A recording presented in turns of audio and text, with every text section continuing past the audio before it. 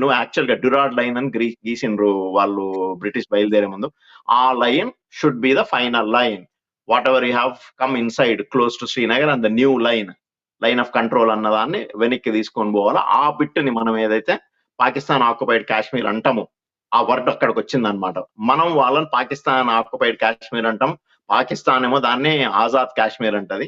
పైన northern part ఏమో Gilgit Baltistan.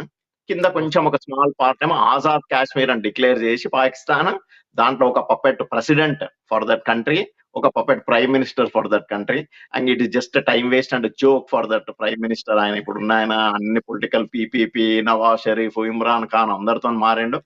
Basically ఆమె అక్కడంతా it is a hugely corrupt,